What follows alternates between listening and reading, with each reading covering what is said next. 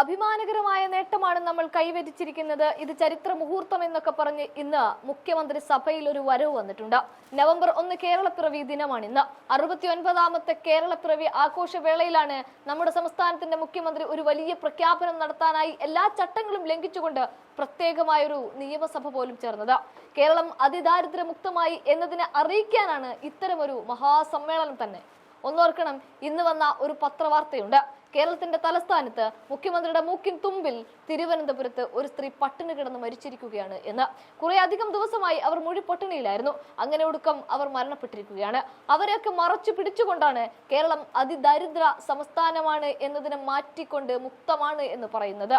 അത് പറയാൻ വേണ്ടി 140 പേരെ സഭയിൽ വിളിച്ചുകൂട്ടി.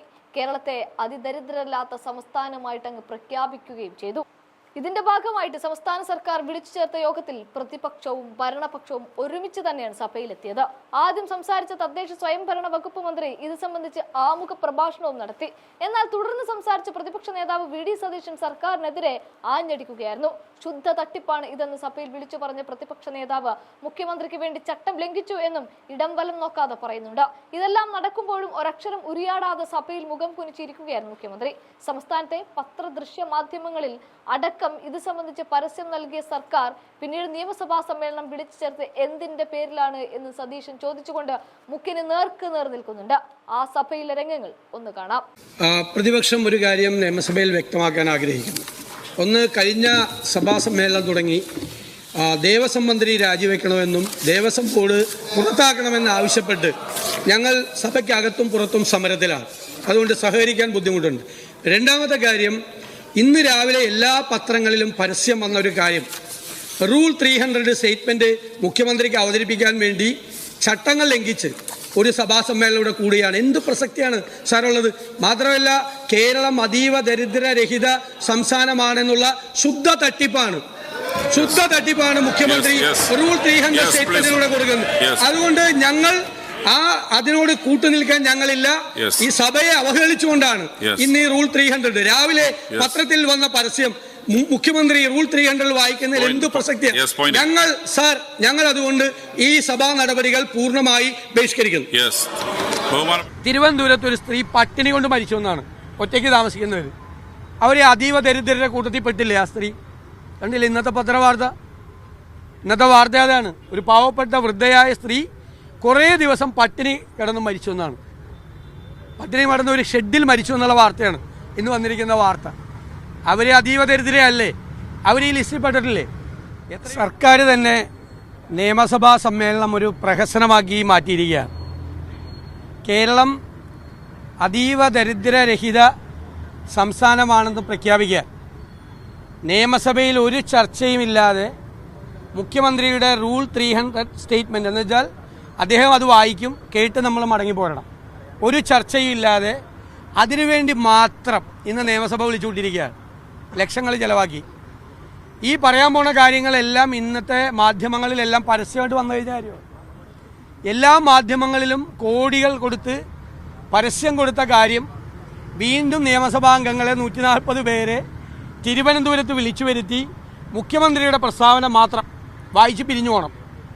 അതുകൊണ്ടാണ് ഞങ്ങൾ ബഹിഷ്കരിച്ചത്. ഒന്നാമത്തെ കാര്യം.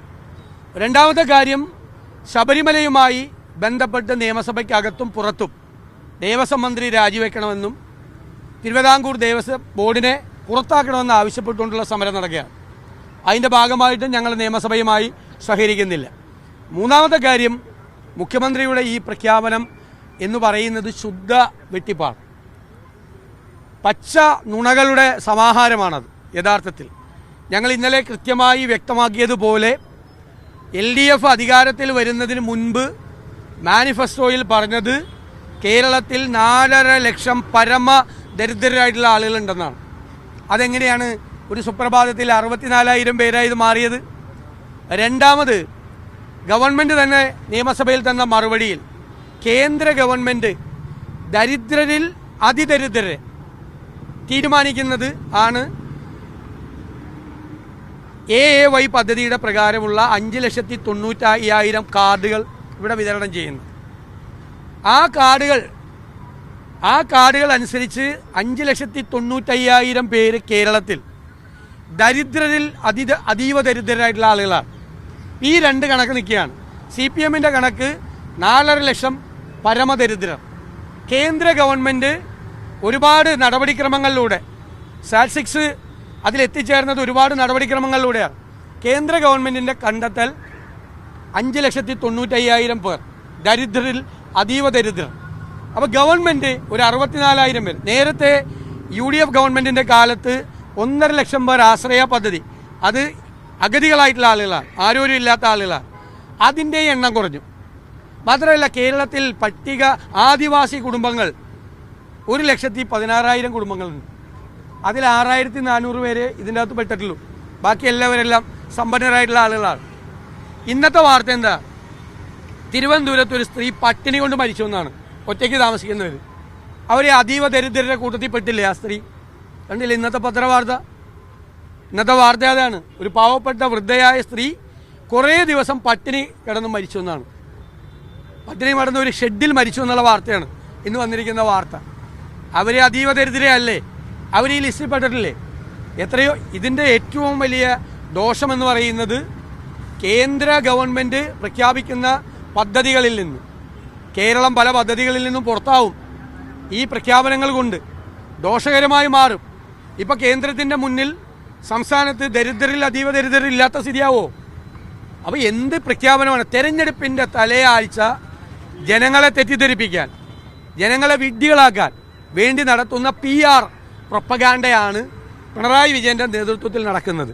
ഞങ്ങൾ അതിൻ്റെ പൊള്ളത്തരം മുഴുവൻ ജനങ്ങളോട് പ്രചരണം വഴി ജനങ്ങളെ ഞങ്ങൾ ബോധ്യപ്പെടുത്തി കൊടുക്കും.